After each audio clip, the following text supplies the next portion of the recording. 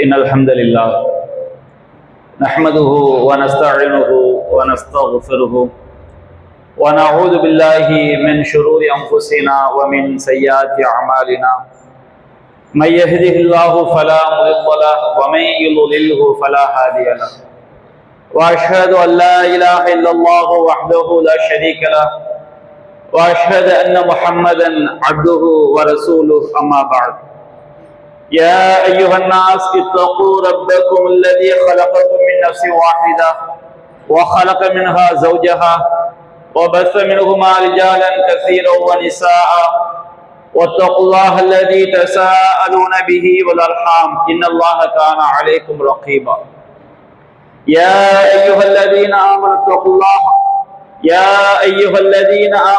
الله وقولوا قولا سديدا يصلح لكم أعمالكم ويغفر لكم ذنوبكم ومن يطع الله ورسوله فقد فاز فوزا عظيما إن أصدق الحديث كتاب الله وخير الحديث حديث محمد وشر الأمور محدثاتها وكل محدثة بدعة وكل بدعة ضلالة وكل ضلالة في النار اللهم صل على محمد وعلى آل محمد كما صليت على إبراهيم وعلى آل إبراهيم إنك حميد مجيد اللهم بارك على محمد وعلى آل محمد كما باركت على إبراهيم وعلى آل إبراهيم إنك حميد مجيد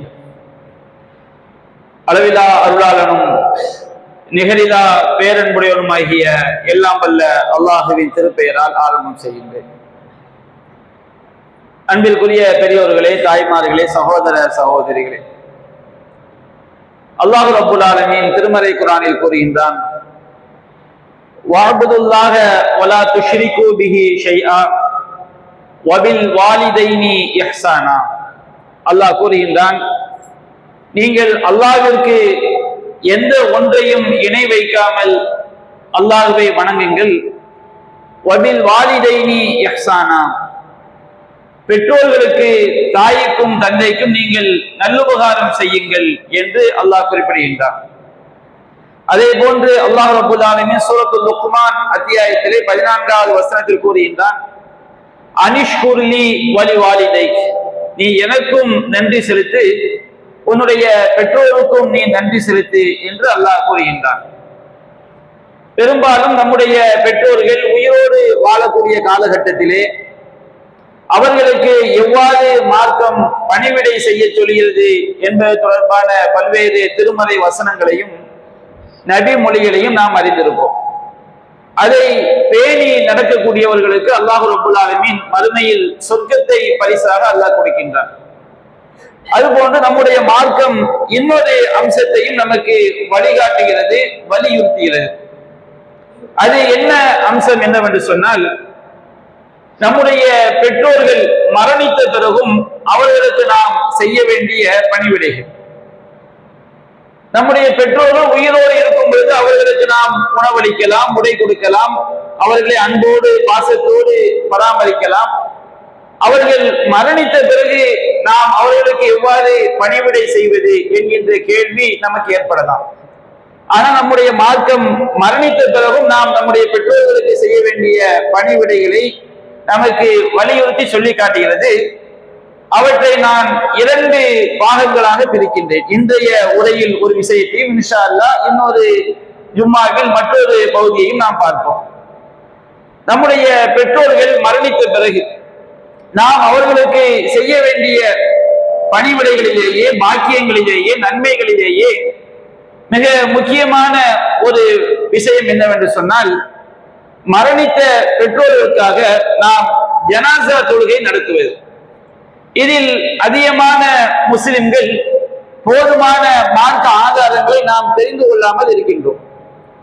பெற்றோருக்கு நாம் அவர்கள் உயிரோடு வாழும் பொழுது அவர்களுக்கு எத்தனை ஆண்டுகள் நாம் உணவளித்தாலும், அவர்களை நாம் எவ்வளவு பாசத்தோடு பரிவோடு நாம் அவர்களை கண்காணித்துக் கொண்டாலும் அதற்கு அல்லாஹ்விடம் நன்மை உண்டு, கூலி உண்டு என்றாலும் அதைவிட மிகப்பெரிய ஒரு பாக்கியம் என்னவென்று சொன்னால், பெற்றோருக்கு நாம் செய்யக்கூடிய அந்த ஜனாசா தொழுகையை முறையான முறையில் அல்லாஹ்வும் அல்லாஹ்வுடைய தூதரும் காட்டி தந்த முறையில் நாம் செய்வது.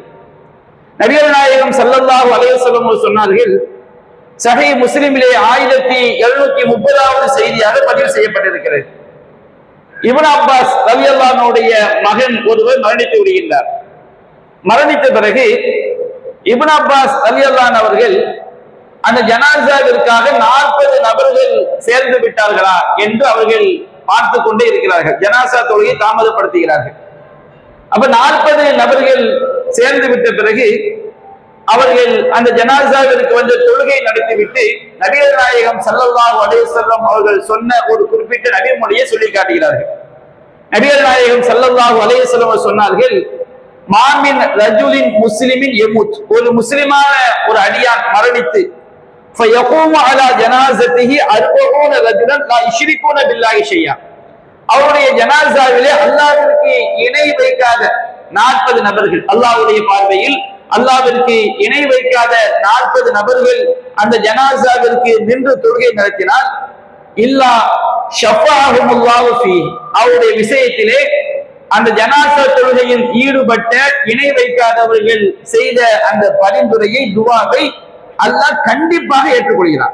இது சாதாரண ஒரு வாக்குறுதி அல்ல. இது அல்லாஹ் ரப்பல் ஆலமீன் இன்னல்லாஹ லா யுக்லிஃபுல் மிஆத், அல்லாஹ் தன்னுடைய வாக்குறுதிக்கு அல்லாஹ் ஒருபோதும் மாறு செய்யவே மாட்டார். ஜனாசாவிற்காக நாம் நபிகள் நாயகம் ஸல்லல்லாஹு அலைஹி வஸல்லம் அவர்கள் கற்றுத்தந்த துஆவை நாம் தெரிந்து கொண்டோம் என்றால், இணை வைக்காதவர்கள் அந்த ஜனாசாவிற்கு செய்ய வேண்டிய பிரார்த்தனை எவ்வளவு முக்கியம் என்பதை நாம் தெரிந்து கொள்ள முடியும். நபிகள் நாயகம் ஸல்லல்லாஹு அலைஹி வஸல்லம் அவர்கள் ஜனாசாவிற்காக அவர்கள் தொழுகை நடத்தும் போது அவர்கள் ஓதிய துஆவை அந்த நபிகள் நாயகம் ஸல்லல்லாஹு அலைஹி வஸல்லம் அவர்களுக்கு பின்னால் நின்று தொழுத ஒரு சஹாபி கேட்கின்றார். கேட்டுவிட்டு அவர் சொல்கின்றார், அந்த ஜனாசாவாக நான் இருந்திருக்க கூடாதா, நபிகள் நாயகத்துடைய துஆ பாக்கியம் எனக்கு கிடைத்திருக்குமே என்று அவர் மிகவும் ஆசைப்பட்டு தன்னுடைய அந்த துஆவுடைய மகிமையை வெளிப்படுத்துகின்றார். நபிகள் நாயகம் ஸல்லல்லாஹு அலைஹி வஸல்லம் அவர்கள் ஜனாசாவிற்கு பிரார்த்தனை செய்தார்கள், அல்லாஹும்ம அஃபிர் லஹு வர்ஹம்ஹு வஆஃபிஹி வஅஃபு அன்ஹு, இறைவா அவருடைய பாவத்தை நீ மன்னிப்பாயாக, அவருக்கு நீ கருணை காட்டுவாயாக, அவருடைய பிழைகளை எல்லாம் மன்னித்து பிழை பொருள் தருவாயாக, அவருக்கு நல்ல நிலையை ஏற்படுத்துவாயாக, அக்ரிம் நுஸுலஹு, அவர் தங்குமிடத்தை நீ கண்ணியமிக்கதாக ஆக்குவாயாக. தங்குமிடத்தை கண்ணியமிக்கதாக ஆக்குவது என்று சொன்னால் சொர்க்கத்தை தவிர வேறு பதில் அதற்கு கிடையாது. நம்முடைய சொர்க்க வாழ்க்கை என்பது மனுஷனுடைய வாழ்க்கையிலே ஆரம்பமாகி விடுகிறது. மறுமையில் கேள்வி கணக்கிற்கு பிறகு அனுபவிக்கக்கூடிய சொர்க்கம் என்பது ஒரு விதம் என்றால், மனுஷனுடைய வாழ்க்கை, திரைமறைவு வாழ்க்கை, கபருடைய வாழ்க்கையிலே அனுபவிக்கக்கூடிய சொர்க்கம் என்பது இன்னொரு விதமானது. அக்ரிம் நுஸுலஹு, அவருடைய தங்குமிடத்தை நீ கண்ணியப்படுத்துவாயாக, அவருடைய நுழையுமிடத்தை நீ விசாலமாக்குவாயாக, அவருடைய பாவங்களை தண்ணீராலும் ஆலங்கட்டியாலும் பனிக்கட்டியாலும் கழுவாயாக. நபிகள் நாயகம் ஸல்லல்லாஹு அலைஹி வஸல்லம் அவர்கள் அழகான ஓமையாக உதாரணத்தோடு சொல்லி காட்டுகிறார்கள். ஒரு ஆடையை தூய்மையான தண்ணீராலும் பனிக்கட்டியாலும் ஆலங்கட்டியாலும் அதை தூய்மைப்படுத்தினால் அந்த ஆடை எப்படி கலைகள் எல்லாம் நீங்கி அது பரிசுத்தமானதாக இருக்குமோ, அது போன்று மரணித்தவருடைய பாவத்தை நீ அறவே பாவங்கள் இல்லாமல் அவரை நீ பரிசுத்தப்படுத்துவாயாக. இந்த உலகத்தில் உள்ள தங்குமிடத்தை விட சிறந்த தங்குமிடத்தை அவருக்கு நீ ஏற்படுத்தி கொடுப்பாயாக. இந்த உலகத்தை நாம் வசதியாக நாம் வாழ்கிறோம். நாம் இந்த உலகத்தை எவ்வளவு சொகுசாக வசதியாக வாழ்ந்தாலும் அல்லாஹ் தரக்கூடிய வசதி, இறைவன் தரக்கூடிய அந்த கண்ணியம், ஒருவர் மரணித்து ஒரு மூமின் மரணித்து அடக்கம் செய்யப்பட்டு விட்டால் அவருக்கு சொர்க்கத்திலிருந்து ஒரு வாசலை திறந்து விடுங்கள். சொர்க்கத்திலே நறுமண காற்று அவரை வந்தடையும். சொர்க்கத்துடைய ஆடை அவருக்கு அணிவிக்கப்படும். இப்படி பலவிதமான இன்பங்களை அல்லாஹ் அவருக்காக தயார்படுத்தி வைத்திருக்கின்றார். அப்போ அவதிகு தாரன் ஹைரன் என்றாரி, இந்த உலகத்தில் உள்ள வீட்டை விட சிறந்த வீட்டை நீ அவருக்கு பகரமாக கொடுப்பாயாக. ஒரு ஜௌஜன் ஹைரம் மின் ஜௌஜிஹி, இந்த உலகத்தில் உள்ள துணையை விட சிறந்த துணையை அவருக்கு ஏற்படுத்தி கொடுப்பாயாக. நபிகள் நாயகம் சொன்னார்கள், ஒரு மூமினை அடக்கம் செய்துவிட்டு வந்த பிறகு கேள்வி எனக்கெல்லாம் முடிந்த பிறகு ஒருவன் வருவான். அவனுடைய முகத்தை பார்க்கும் போதே மிகவும் பிரகாசமாக சூரியனை போன்று பிரகாசமாக இருக்கும். அப்போது இந்த நல்லடியார் அவனை பார்த்து கேட்பார், மன் அன்த், நீ யார்? உன்னுடைய முகத்தை பார்த்தாலே நற்செய்தியை கொண்டு வரக்கூடிய முகத்தை போன்று இருக்கிறது. அப்ப அந்த மனிதன் அவன் ஆணாக இருந்தாலும் வருவான், பெண்ணாக இருந்தாலும் வருவான். மரணித்த நல்லடியார்களுக்கு அவன் வருவான். அப்பொழுது அவன் கூறுவான், நான் யார் தெரியுமா? ஆனா அமலுக்கு சாலி, நான் தான் நீ செய்த நற்செயல்கள், நாம் இந்த உலகத்தில் செய்த நற்செயல்கள் தான் நம்மோடு மண்டலத்தில் வரப்போகிறது. அதுதான் நமக்கு துணையாக இருக்கவும் போகிறது. நாம் அல்லாஹ்விடம் பிரார்த்தனை செய்கின்றோம், இந்த உலகத்தில் உள்ள துணையை விட மிகச் சிறந்த துணையை நீ அவருக்கு ஏற்படுத்தி கொடுப்பாயாக. இந்த உலகத்தில் உள்ள குடும்பத்தை விட மிகச் சிறந்த குடும்பத்தை நீ அவருக்கு ஏற்படுத்தி கொடுப்பாயாக.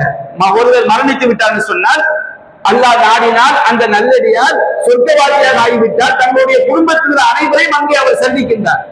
அப்ப நபிகள் நாயகம் துஆவிலே சொல்லி காட்டுகின்றார்கள், இந்த உலகத்தில் உள்ள குடும்பத்தினரை விட சிறந்த குடும்பத்தை அவருக்கு நீ வழங்குவாயாக.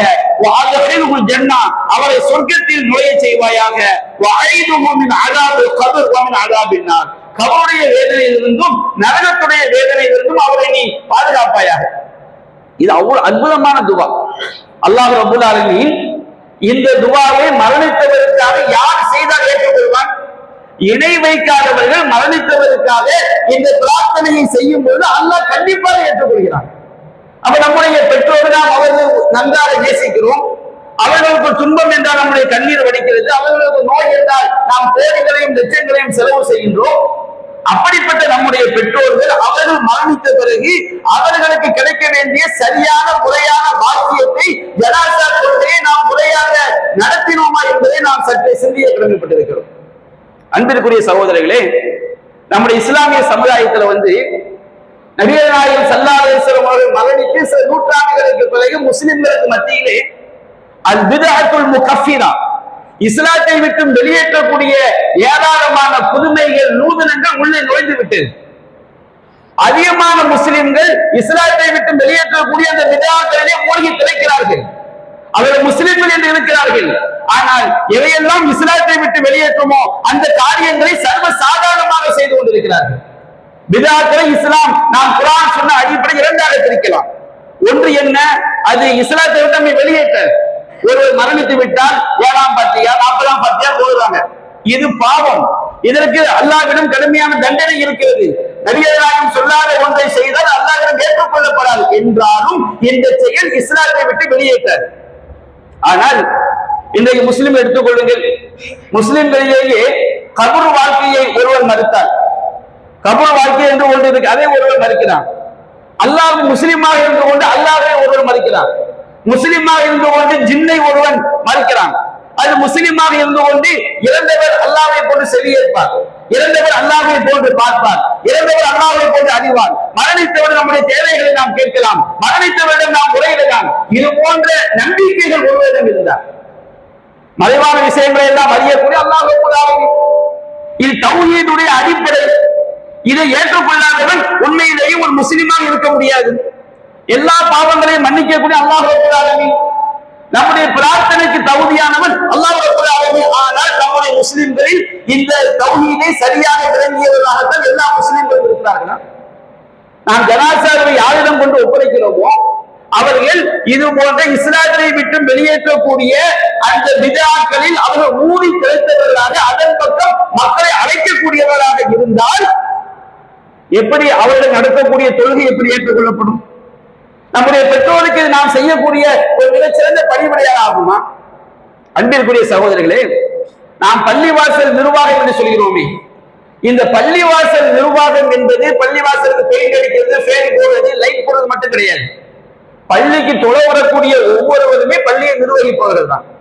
பள்ளிவாசல் நிர்வாகம் என்பதிலே அங்கே தொழுகை நடத்துவது முக்கியமான அம்சம். அல்லாஹ் ரப்பல் ஆலமீன் திருமறை குர்ஆனில் சொல்லி காட்டுகின்றான். 24வது அத்தியாயம் 36 - 38 வரை அல்லாஹ் கூறுகின்றான், ஃபீ புயூத்தின் அதினல்லாஹு அன் துர்ஃபஅ வ யுذ்கர ஃபீ ஹஸ்பு, அல்லாஹ்வுடைய ஆலயங்களில் அல்லாஹ்வுடைய ஆலயங்கள் உயர்த்தப்பட வேண்டும் என்பதையும், பள்ளிவாசல் கட்டி எழுப்பப்பட வேண்டும், அங்கே வ யுذ்கர ஃபீ ஹஸ்பு, அல்லாஹ்வுடைய பெயர் துதிக்கப்பட வேண்டும்.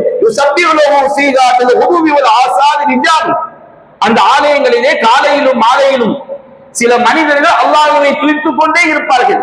அல்லாஹ்வுடைய ஆலயம் என்பது அங்கே இறைவனை துதிக்க வேண்டும் என்று அல்லாஹ்வுடைய உத்தரவு. அல்லாஹ்வுடைய ஆலயத்தை நிர்வாகம் செய்தல் என்பது அங்கே தொழுவதும் அல்லாஹ்வுடைய ஆலயத்தை நிர்வாகம் செய்வது. அல்லாஹ் ரப்பல் ஆலமீன் திருமறை குர்ஆனை சொல்லி காட்டினா சூரத்து தௌபா 17வது அத்தியாயம் 18வது வசனத்தில் அல்லாஹ் கூறுகின்றார், மா கான லில் முஷ்ரிகீன யஅமுரு மசாஜித் அல்லாஹ், இணை வைக்கக்கூடியவர்கள் அல்லாஹ்வுடைய ஆலயத்தை நிர்வகிப்பது கூடாது. நான் சொன்னேன், பள்ளிவாசல் நிர்வாகம் என்பது வெறுமனே ஃபேன் போட லைட் போட மட்டும் கிடையாது. பள்ளிவாசல் நிர்வாகம் என்பது தொழுகை நடத்துவது பள்ளிவாசல் நிர்வாகம். பின்னால் நின்று தொழுபவர்களும் பள்ளிவாசல் நிர்வகிக்கிறார்கள், முன்னால் நின்று தொழுகை நடத்துபவர்களும் பள்ளிவாசல் நிர்வகிக்கிறார்கள். அல்லாஹ் கூறுகின்றான், மாற்றான முஷ்ரிக்கீன யஅமுரு மசாஜித் அல்லாஹ், இணை வைக்கக்கூடியவர்கள் அல்லாஹ்வுடைய ஆலயங்களை நிர்வாகம் செய்யக்கூடிய தகுதி அவர்களுக்கு கிடையாது. ஷாஹிதீன் அலா அன்ஃபுஸிஹிம் பில் குஃப்ர், அவர்கள் தமக்குத்தானே இறை மறுப்புக்கு சாட்சியாளர்களாக இருக்கக்கூடிய நிலையில் எவையெல்லாம் இஸ்லாத்திலே பகிரங்கமான இறை மறுப்பு என்று திருமறை குர்ஆன் வசனங்கள் மூலமாக நபிமொழிகள் மூலமாகவும் அதை உறுதி செய்யப்பட்டிருக்கிறதோ அப்படிப்பட்ட காரியங்களுக்கு அவர்களை சாட்சியாளர்களாக நாங்கள் இதைத்தான் சொல்கிறோம், இதைத்தான் செய்கிறோம், இப்படித்தான் நம்புகிறோம் என்று அவர்களை சாட்சியாளர்களாக இருக்கக்கூடிய நிலையில் அல்லாஹ்வுடைய ஆலயத்தை நிர்வாகம் செய்யக்கூடிய தகுதியாளர்களுக்கு எப்படி இருக்க முடியும்? அடுத்து அல்லாஹ் கூறுகின்றான், அல்லாஹ்வுடைய ஆலயத்தை நிர்வாகம் செய்பவர்கள் என்றால் யார் தெரியுமா? இன்னமா யஅமுரு மசாஜித் அல்லாஹி மன் ஆமன பில்லாஹி வல் யௌமில் ஆகிர் வ அகாமஸ் ஸலாம், எவர்கள் அல்லாஹ்வை நம்புகிறார்களோ, மறுமையை நம்புகிறார்களோ, தொழுகையை நிலைநாட்டுகிறார்களோ, ஜகாத்தை நிறைவேற்றுகிறார்களோ, வலம் யஹ்ஷல்லாஹ், அந்த பள்ளிவாசல் விஷயத்திலே அல்லாஹ்வை தவிர வேறு யாருக்கும் இவர்கள் அஞ்சாமல் இருக்கிறார்களோ, ஃபஅஸா உலாயிக யகூனு மினல் முஹ்ததீன், அவர்கள் தான் நேர்வழி பெற்றவர்களாக இருக்கக்கூடும். அல்லாஹ்வுக்கு உறுதியாக தெரியும். நம்முடைய வெளிப்படையான பார்வை யாரையும் உள்ளத்தை கண்டறிய முடியாது. ஆனால் பள்ளிவாசலை நிர்வகிப்பவர்கள் என்பவர்கள் இணை வைத்தலை தெளிவாக செய்து கொண்டிருக்கிறார்களே, இவர்கள் அல்லாஹ்வுடைய ஆலயத்தை நிர்வகிக்கக்கூடிய தகுதி அவர்களுக்கு கிடையாது. ஆலய நிர்வாகம் என்பது முதன்மையான தொழுகை நடத்துவது. நபிகள் நாயகம் ஸல்லல்லாஹு அலைஹி வஸல்லம் ஆட்சியாளராக இருக்கும் பொழுது அவர்கள் தான் பள்ளிவாசல் அதிகார தொழுகை நடத்தினார்கள். அபூபக்கர் சித்திக் ரலியல்லாஹு அன்ஹு அவர் ஆட்சியாளராக இருக்கும் பொழுது, உமர் இப்னு கத்தாப் அவர்கள் ஆட்சியாளராக இருக்கும் பொழுது, உஸ்மான் ரலியல்லாஹு அன்ஹு ஆட்சியாளராக இருக்கும் பொழுது, அலி ரலியல்லாஹு அன்ஹு ஆட்சியாளராக இருக்கும் பொழுது, இன்னும் எல்லா மாநிலங்களுக்கும் எந்த அமீர்கள் நியமிக்கப்படுகிறார்களோ அந்த அமீர்களுடைய முதல் பணி பள்ளிவாசல் நிர்வாகம். பள்ளிவாசல் நிர்வாகம் என்றால் அதனுடைய முதல் அம்சம் தொழுகை நடத்துவது. அதற்கு பிறகுதான் பிற்காலத்தில் தான் பள்ளிவாசல் இமாமத்து வேறு, நிர்வாகம் வேறு என்று உலகம் முழுவதும் இரண்டாக பிரிந்து விட்டது. ஆனால் உண்மையிலேயே பள்ளிவாசல் நிர்வாகி என்பவர் அந்த பள்ளிவாசலை தொழுகை நடத்தக்கூடிய அந்த ஆட்சியாளர் தான் தொழுகை நடத்துவார், அவர் தான் ஆட்சியாளராக இருப்பார். அப்ப அல்லாஹ் ரப்பல் தெளிவாக சொல்லி காட்டுகின்றான், இணை வைப்பவர்கள் அல்லாஹ்வுடைய ஆலயத்தை நிர்வாகம் செய்ய முடியாது, தலைமை தாங்கி தொழுவிக்கக்கூடிய பொறுப்பு அவர்களுக்கு கிடையாது. நபிகள் நாயகம் ஸல்லல்லாஹு அலைஹி வஸல்லம் அவர்கள் பின்னால் தோன்றக்கூடிய இஸ்லாமிய ஆட்சியில் பிற்காலத்தில் தோன்றக்கூடிய குழப்பங்களை பற்றி முன்னறிவிப்பு செய்தார்கள். பொதுவாக இஸ்லாமிய ஒரு ஆட்சியில ஒரு அமீர் ஏற்பட்டு விட்டால் அந்த அமீர் பாவமான காரியங்களை செய்வாங்க. பொதுவாக அல்லாஹ்வுக்கு அஞ்சி நடக்கக்கூடிய ஆட்சியாளர்கள் சாதாரணமா பார்க்கிறோம். ஒருவன் ஆட்சி தலைமை என்பது அவனுக்கு கட்டற்ற சுதந்திரத்தை கொடுக்கும், அவனை கேட்போர் இருக்க முடியாது. அப்ப அந்த ஆட்சியாளர் என்ன செய்வார்? ஏராளமான பாவங்களை செய்வார். சவுதி அரேபியால பாருங்க என்ன செய்வாங்கன்னா, இன்றைக்கு நம்மை சுற்றி எங்கு பார்த்தா சினிமா தியேட்டர்கள் நிரம்பி இருக்கு. நம்மை சுற்றி எல்லாமே ஹராமான வாழ்க்கையை தான் நாம் நீச்சல் போட்டுக் கொண்டு இருக்கிறோம். ஆனால் சவுதி அரேபியால ஒரு சினிமா தியேட்டர் திறந்துட்டோம்னா அது இன்றைக்கு இந்தியாவில் வசிக்கக்கூடிய நாம் மிகப்பெரிய அளவில் விமர்சனம் வந்து அது ஒரு புறம் இருக்கட்டும். ஆட்சியாளர்கள் இது போன்ற பாவங்களை இஸ்லாமிய அமீர்கள் செய்வார்கள். நபிகள் நாயகம் சஹாபாக்கள் சொன்னாங்க, உங்களுக்கு வரக்கூடிய இஸ்லாமிய ஆட்சியாளர்கள் உன்னுடைய முதுகில் அடித்தாலும் உன்னுடைய செல்வத்தை பறித்தாலும் நீ அவர் கட்டுப்படு. ஆட்சிக்கு எதிராக நீ ஆயுதம் ஏந்தி விடாது, நீ ஆட்சிக்கு எதிராக புரட்சி செய்து விடாது, நீ அவருக்கு கட்டுப்பட வேண்டும் என்று சொன்னால் இருக்கிற ஒரு ஆட்சியை உடைச்சிட்டோம் வச்சுக்கிடுங்க. இஸ்லாம் முஸ்லிம்களாக சேர்ந்து ஒரு நாட்டில் ஒரு ஆட்சியை உண்டாக்கிட்டாங்க. இருப்பதை உடைத்து விட்டால் அடுத்து வரவன் எப்படி இருப்பான்னு சொல்ல முடியாது. அதை விட படும் மோசமானவனாக இருக்கலாம்.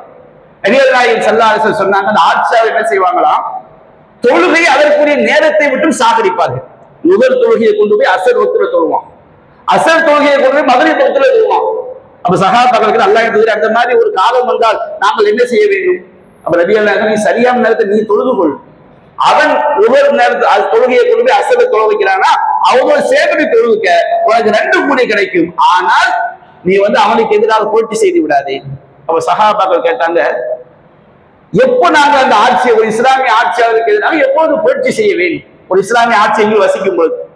அப்ப நபிகள் நாயகம் ஸல்லல்லாஹு அலைஹி வஸல்லம் அவர்கள் சொன்னார்கள், சஹீஹ் புகாரியிலே 7056 செய்தியாக பதிவு செய்யப்பட்டிருக்கிறது, வஅல்லா முனாஸியல் அம்ர அஹ்லஹு இல்லா அன் தரவு குஃப்ரன் பவா. ஆட்சியாளர்களிடம் நாங்கள் வெளிப்படையான குஃப்ர், வெளிப்படையான ஷிர்க், இந்தக்கும் மினல்லாஹி ஃபீ புர்ஹான், அல்லாஹ்விடத்திலிருந்து உங்களுக்கு தெளிவான ஆதாரம் இருக்க வேண்டும். அல்லாஹ்வுடைய வேதத்துல இது ஷிர்க் தான், இது குஃப்ர் தான் என்று சொல்லக்கூடிய தெளிவான காரியத்தை நீங்கள் அவன் செய்து விட்டால் அவனுக்கு நீங்கள் கட்டுப்படக்கூடாது. கட்டுப்படக்கூடாது என்பதில் முதல் அம்சம் தொழுகை தான். அந்த ஆட்சியாளர் பின்னாலும் தொழ முடியாது. அப்போ தொழுகை நடக்கக்கூடியவனுக்கு முதலாவது தகுதி அவர் இஸ்லாத்தை விட்டு வெளியேற்றக்கூடிய காரியங்களை செய்யக்கூடாது. எதற்காக நான் சொல்கிறேன்? இஸ்லாத்தை விட்டு வெளியேற்றக்கூடிய காரியங்களை செய்பவரிடம் உங்களுடைய ஜனாசாக்களை கொண்டு நீங்கள் ஒப்படைத்தால் அது எப்படி இஸ்லாமிய அடிப்படையில் தொழுகையாக ஆகும்? 2 விஷயத்தை முடிவெடுக்கும். ஒரு முஸ்லிமாக இருக்கக்கூடிய ஒன்று, குர்ஆன் சுன்னா அடிப்படையில் அவருடைய நம்பிக்கை சரியான நம்பிக்கை. இறந்தவர்கள் துவா கேட்கலாம், இறந்தவர்கள் சஜிதா செய்யலாம், அவர் சொல்வது சரிதான், அவர் ஒரு முஸ்லிம் தான், இஸ்லாத்தை விட வெளியேற மாட்டார், அது சரியான நம்பிக்கை தான், நபிகள் நாயகத்துக்கு மறைவாக ஞானம் இருக்கிறது என்ற ஒரு முடிவுக்கு நீங்கள் வந்தால் உங்களுக்கும் அல்லாஹ்வுக்கும் புரியுது. குர்ஆன் சுன்னா பார்வையில் அது தெளிவான ஷிர்க் இல்லை, அவர் செய்வது ஷிர்க் தான், அது இஸ்லாத்தை விட்டு வெளியேற்றக்கூடியதுதான், எல்லாம் சரிதான், அவருடைய தொழுகை நடத்தக்கூடிய தகுதி அவருக்கு இல்லை என்றாலும் நான் என்ன செய்வேன்? என்னுடைய ஊர், என்னுடைய வட்டாரம், என்னுடைய குடும்பம் இதையெல்லாம் பார்த்து நான் அவரிடம் கொண்டு என்னுடைய தாயுடைய தந்தையுடைய ஜனாசாவை ஒப்படைப்பேன் என்று சொன்னால் அது எப்படி மார்க்கத்தின் பாதையில் நாம் பெற்றோர்களுக்கு செய்யக்கூடிய சரியான ஒரு பணிவிடையா, சரியான ஒரு விஷயமா? நாம் நம்முடைய பெற்றோர்களுக்காக அல்லாஹ்விடம் எதை நாம் எதிர்பார்க்கிறோம் என்பதை நாம் சற்று சிந்திக்க கடமைப்பட்டிருக்கிறோம். அன்பிற்குரிய சகோதரர்களே, நபிகள் நாயகம் ஸல்லல்லாஹு அலைஹி வஸல்லம் அவர்கள் இன்னும் நான் சில விஷயங்களை சொல்கின்றேன். நம்முடைய தொழுகை ஏற்றுக்கொள்ளப்பட வேண்டும் என்றால் நபிகள் நாயகம் சொன்னார்கள், சஹீஹ் புகாரியிலே 631 செய்தியாக பதிவு செய்யப்பட்டிருக்கிறது, சல்லு கமா ரைத்துமுனி உஸல்லி, நான் என்னை எவ்வாறு தொழ கண்டீர்களோ அவ்வாறு நீங்கள் தொழுங்க. நம்முடைய தொழுகை ஏற்றுக்கொள்ளப்பட வேண்டும். 2 அடிப்படை முக்கியம். ஒன்று, நபிகள் நாயகம் சொன்னார்கள், முஸ்லிம் அல்லாதவன், அதாவது இஸ்லாத்துடைய ஆதாரங்கள் அடிப்படையில் இஸ்லாத்தை விட்டு வெளியேற்றக்கூடிய காரியங்களை செய்பவர் அவர் முஸ்லிமாகவே அல்லாஹ்வின் பார்வையில் கருதப்பட மாட்டார். 2வது இஹ்லாஸ். ஒரு முஸ்லிமாக இருந்தாலும் தொழுகை ஏற்றுக்கொள்ளப்பட வேண்டும் என்றால் மன தூய்மை முக்கியம். இன்னல்லாஹ லா யக்பலு மினல் அமலி இல்லா மா கான லஹு காலிஸன் வ மப்தூபிய பிஹி வஜ்ஹு. அல்லாஹ் ரப்பல் ஆலமீன் அவனுடைய திருமுகத்தை நாடி அவனுக்காக கலப்பற்ற முறையில் செய்யக்கூடிய வணக்கத்தை தவிர எதையும் ஏற்றுக்கொள்ள மாட்டான். தொழுகைக்கு இஹ்லாஸ் முக்கியம். 2வது, நபிகள் நாயகம் ஸல்லல்லாஹு அலைஹி வஸல்லம் காட்டி தந்த முறைப்படி இருக்க வேண்டும். நபிகள் நாயகம் சொன்னார்கள், மன் ஆமில அமலன் ஃபலைஸ அலைஹி அம்ருனா ஃபஹுவ. தான் கட்டளையிடாத காரியத்தை மார்க்கம் என்ற பெயரில் யார் செய்கிறது அல்லாஹ்விடம் மறுக்கப்படும். நபிகள் நாயகம் சொன்னது. நபிகள் நாயகத்தை விட இந்த உம்மத்துக்கு நல்லதை நாடக்கூடியவர் யார் இருக்க முடியும்? நபிகள் நாயகத்தை விட இந்த உம்மத்தின் மீது கவலை கொண்டவர் யார் இருக்க முடியும்? அந்த தூதர் என்ன சொன்னார்கள்? நான் சொல்லாத முறையில் ஒரு காரியத்தை செய்தால் அது ஏற்றுக்கொள்ளப்படாது. ஜனாசா தொழுகை என்பது, ஜனாசா தொழுகை இன்றைக்கு நீங்க சில மதுஹப் எடுத்துட்டீங்கன்னா சூரத்துல் ஃபாத்திஹா ஓத மாட்டாங்க. நபிகள் நாயகம் எப்படி ஜனாசா தொழுகை நடத்தினார்கள்? முதலாவது தக்பீருக்கு பிறகு சூரத்துல் ஃபாத்திஹா ஓதினார்கள். நாம் ஹதீஸ்களிலே பார்க்கிறோம். அதே முஸன்னஃப் அப்துர் ரஸாக்கிலே பதிவு செய்யப்பட்டிருக்கிறது. அபூ உமாமா இப்னு ஸஹல் ரலியல்லாஹு அன்ஹு அறிவிக்கிறார்கள், அஸ்ஸுன்னத்து ஃபிஸ் ஸலா, ஜனாசா தொழுகையில் உள்ள நபி வழி என்பது அல் அய்யுகத்திர, தக்பீர் சொல்லி சும்ம யக்ரா பி உம்மில் குர்ஆன், பிறகு குர்ஆனுடைய அன்னையை ஓத வேண்டும். குர்ஆனுடைய அன்னை என்பது சூரத்துல் ஃபாத்திஹா. சூரத்துல் ஃபாத்திஹாவின் முதலாவது தக்பீருக்கு பிறகு ஓத வேண்டும். சும்ம யுஸல்லி அலன் நபி, பிறகு 2வது தக்பீருக்கு பிறகு நபிகள் நாயகம் ஸல்லல்லாஹு அலைஹி வஸல்லம் ஸலவாத் ஓத வேண்டும். சும்ம யுஹ்லிசு துஆ லில் மய்யித், அதற்கு பிறகு மையத்திற்காக இஹ்லாஸான முறையில் பிரார்த்தனை செய்ய வேண்டும். நபிகள் நாயகம் ஸல்லல்லாஹு அலைஹி வஸல்லம் அவர்கள் கடைசி 3-4 பிறகு மையத்துக்காக பிரார்த்தனை செய்ய சொல்லி தந்தாங்க. சில மதத்தை நீங்க எடுத்துக்கிட்டீங்கன்னா அது சூரா ஓத மாட்டார்கள். ஹனஃபி மதம் அது சூரா ஓத மாட்டார்கள். நபிகள் நாயகம் சொன்னார்கள், லா ஸலாத்த லிமன் லம் யக்ரா பி ஃபாத்திஹத்தில் கிதாப், அது சூரா ஓதானவருக்கு தொழுகையே கிடையாது. அது ஃபர்லான தொழுகையா இருக்கட்டும், சுன்னத்தான தொழுகையா இருக்கட்டும், ஜனாசா தொழுகையா இருக்கட்டும், எந்த தொழுகையாக இருக்கட்டும், அல்ஹம்து சூரா ஓதவில்லை என்றால் தொழுகையே கூடாது. அப்ப சில இடங்களில் நீங்க பாத்தீங்கன்னா ஜனாசா தொழுது அல்ஹம்து சூரா ஓத மாட்டார்கள், குர்ஆன் ஹதீஸை கொண்டு போய் காட்டினாலும் ஏற்க மாட்டார்கள். அப்படி என்றால் அந்த தொழுகை எப்படி ஏற்றுக்கொள்ளப்படும்? நாம் நம்முடைய பெற்றோருக்கு அந்த பாக்கியத்தை கொண்டு போய் சேர்க்க வேண்டாமா? அந்த பெற்றோருக்கு அந்த மிகப்பெரிய சிறப்பு, அல்லாஹ்வுக்கு இணை வைக்க 40 பேர் பின்னால் நின்று தொழுது விட்டால் அவர்கள் செய்யக்கூடிய பிரார்த்தனையை அந்த மரணித்தவர் விஷயத்தில் அல்லாஹ் கண்டிப்பாக ஏற்றுக்கொள்கிறான் என்கின்ற அந்த அடிப்படையை நாம் சிந்தித்து பார்க்க வேண்டாமா? அன்பிற்குரிய சகோதரர்களே, அடுத்து ஒரு விஷயம் என்ன வருகிறது? ஜனாசா தொழ வைப்பதற்கு தகுதியானவர்கள் யார்? அது போன்று நம்முடைய பெற்றோருக்கு செய்ய வேண்டிய இன்னும் பல்வேறு கடமைகள் என்ன என்ற பல்வேறு விஷயங்களும் நம்முடைய மார்க்கம் நமக்கு தெளிவான சரியான வழிகாட்டுதல்கள் அல்லாஹ்வின் தூதர் வழங்கி இருக்கின்றார்கள். இன்ஷா அல்லாஹ் அடுத்தடுத்த காலங்களிலே நாம் ஜும்மா உரைகளிலே அது தொடர்பான விஷயங்களை விரிவாக காண்போம். வாஹர் தஅவானா அல்ஹம்துலில்லாஹி ரப்பில் ஆலமீன்.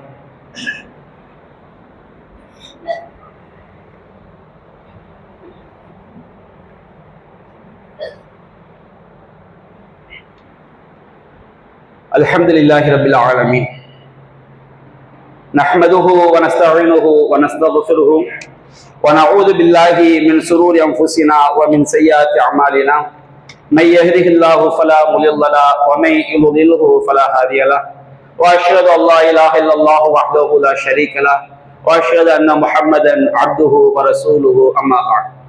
அன்பிற்குரிய சகோதரர்களே, நபிகள் நாயகம் ஸல்லல்லாஹு அலைஹி வஸல்லம் சொன்னார்கள், வல்லாஹு ஃபீ அவுனில் அப்தி மா கானல் அப்து ஃபீ அவுனி அஹி.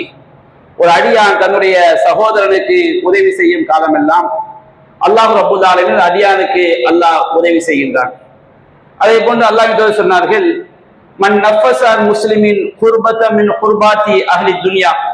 குர்பாத்தி துன்யா, இந்த உலகத்தினுடைய சிரமங்களிலிருந்து ஒரு சிரமத்தை ஒரு முஸ்லிமுக்கு ஒருவர் நீக்கி வைத்தால் நஃபஸல்லாஹு அன்ஹு குர்பத்தன் மின் குர்பாத்தி யௌமுல் கியாமா. அல்லாஹ் ரப்பல் ஆலமீன் மறுமை நாளுடைய சிரமங்களை அவரை விட்டு நீக்குகின்றான் என்று அல்லாஹ் என்று சொல்லி இருக்கின்றார்கள். அதே போன்று நம்முடைய சமுதாயத்திற்கு நாம் நல்லதை நாட வேண்டும் என்ற அடிப்படையில் மார்க்கம் சொல்லி காட்டுகிறது.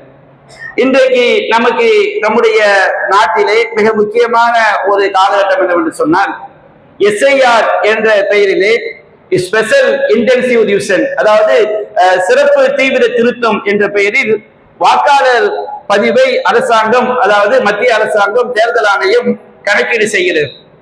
இதுல இதற்கு முன்பாக 2002ஆம் ஆண்டிலும் இது போன்ற எஸ்ஐஆர் நடத்தினார்கள்.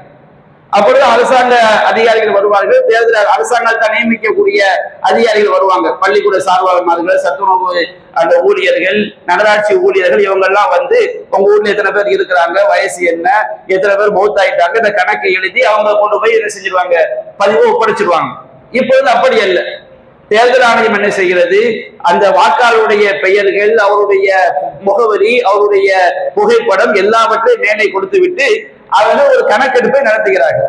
இந்த கணக்கெடுப்பை நோக்கம் என்னவென்று சொன்னால், மத்திய அரசாங்கம் சிஏஏ, என்ஆர்சி, என்பிஆர் என்று கொண்டு வந்தார்கள். இந்தியா முழுவதிலும் முஸ்லிம்கள் பல லட்சக்கணக்கிலே, கோடிக்கணக்கிலே இந்த கொடூர சட்டங்களுக்கு எதிராக மிகப்பெரிய ஆர்ப்பாட்டங்கள், போராட்டங்கள் நடத்தினோம். அதனுடைய பின்விளைவாக அல்லாஹ்வுடைய அருளால் மத்திய அரசாங்கம் பின்வாங்கியது. இப்பொழுது அந்த என்பிஆர் கணக்கெடுப்பை தான் அவர்கள் தேர்தல் ஆணையத்தின் வழியாக அவர்கள் புறமுதுகில் நம்முடைய புறமுதுகு வழியாக வருகின்றார்கள். பல அரசியல் கட்சிகள் இதற்கு எதிராக உச்ச நீதிமன்றத்தை நாடியிருந்தாலும் நம்முடைய வீட்டு வாசல் கதவை தட்டக்கூடிய நிலை வந்துவிட்டது.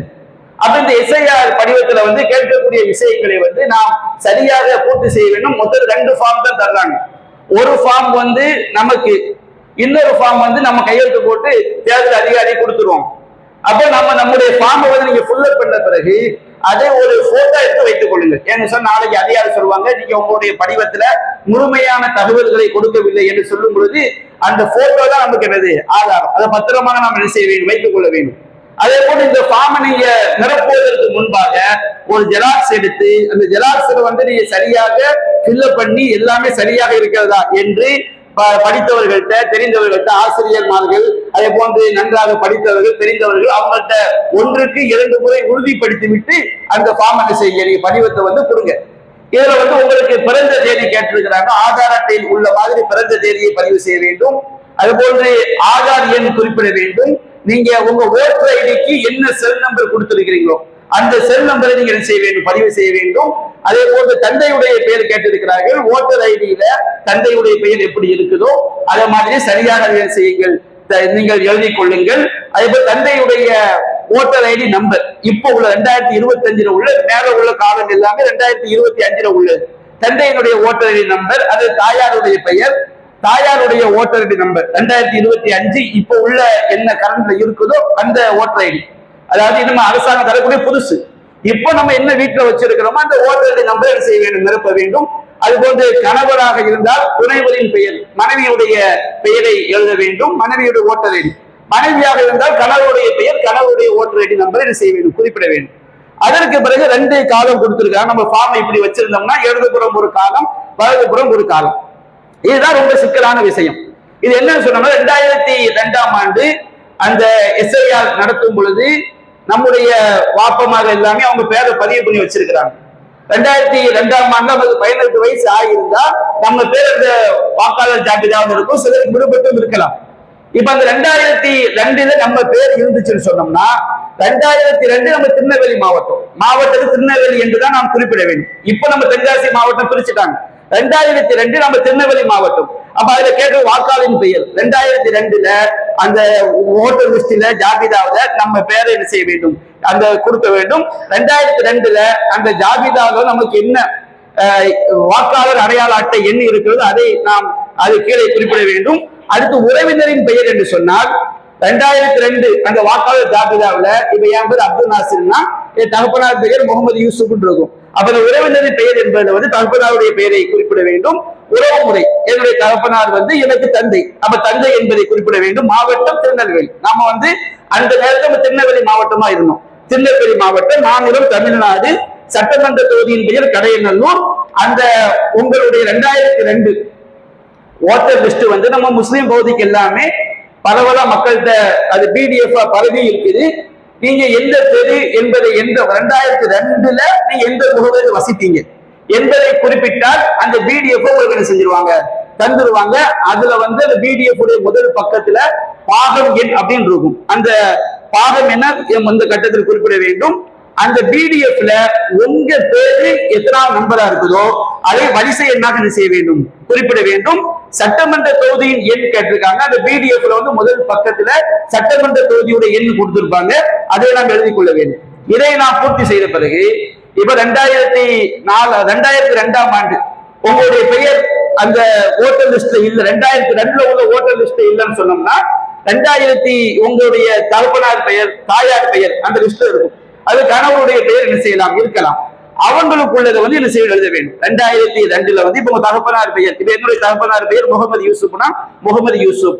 வாக்காளர் அந்த அவங்களுடைய ஓட்டர் ஐடி அந்த நேரத்துல அவங்களுக்கு ஓட்டர் ஐடி நம்பர். அது உறவினரின் பெயர்னா என் தகப்பனாருக்கு உறவினர் தகப்பனார் முகமது யூசுப், தந்தை பெயர் முகமது யாக்கூப் இருக்கும். அப்ப அந்த முகமது யாக்கூப் என்பது என்ன செய்ய வேண்டும், உறவினரின் பெயராக குறிப்பிட வேண்டும். உறவு முறை என்பது இந்த முகமது யாக்கூப் என்னுடைய தகப்பனாருக்கு தந்தை, தந்தை என்பதை குறிப்பிட வேண்டும். மாவட்டம் திருநெல்வேலி. அப்போ நமக்குள்ள மாவட்டம், மாநிலம் தமிழ்நாடு, சட்டமன்ற தொகுதி கடையநல்லூர். இதையெல்லாம் நம்ம பூர்த்தி பண்ணி கீழே உள்ள பாகம் தகப்பனாருக்குரிய அந்த 2002 அவங்களுடைய எத்தனாவது பாகத்துல எத்தனாவது வரிசை எண்ல அவங்க இருந்தாங்க இதையெல்லாம் குறிப்பிட்டு நம்ம கையெழுத்து போட்டு கொடுத்துட்டோம்னு சொன்னோம்னா பெரும்பாலும் ரிஜெக்டாக வாய்ப்பு கிடையாது.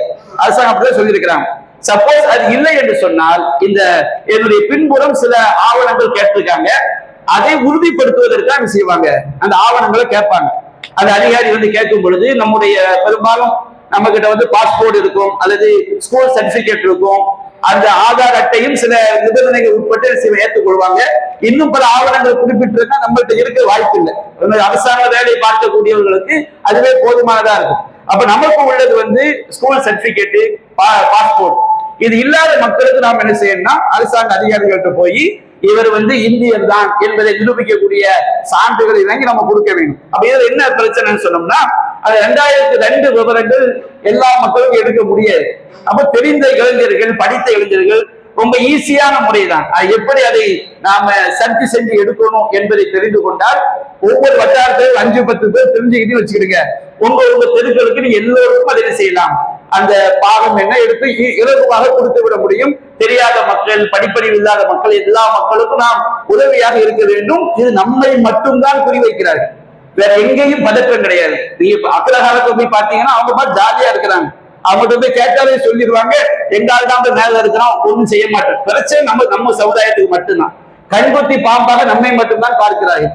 இன்னும் சொல்ல போனா 2002 ஜாபிதாவுல ரஹ்மானியாபுரத்துல ஒரு வாழ்வை ஆன்லைன்ல ஏற்றப்படாமல் இருக்கிறது. அது PLO இருக்குன்னு சொல்றாங்க. நம்முடைய ஃபார்மை கொண்டு வர்றாங்க PLO, அவங்கள்ட்ட இருக்கும்னு சொல்லி அரசாங்க அதிகாரிகள் சொல்றாங்க. நம் பல அரசாங்க அதிகாரிகளை கேட்டு பார்த்தாலும் அந்த BLO நீங்க கேளுங்க, அவங்க என்ன செய்வாங்க, 2002 விஷயங்களை உங்களுக்கு எடுத்து தருவாங்க சொல்றாங்க. இன்னும் கிழக்கு அழிநுட்பங்கள்ல பல மக்களுக்கு என்ன செய்யுது, அழிநுட்பம் கிழக்கு வடக்கு தெருலையும் பலருடைய பெயர் அவங்க 2030-40 வருஷமா தெருல தான் இருக்கிறாங்க. ஆனா 2002 ஜாபிதாவில பதிவும் பண்ணி இருக்கிறாங்க. தெரு பேரே காணும். ஒட்டுமொத்தமா சொன்னாங்களா இல்லையா, அந்த மாதிரி ஒரு கதையா தெரு லிஸ்டே காணும். ஆமினா அம்மாள் தெரு ஆதிம்ச தெரு தான் இருக்குது.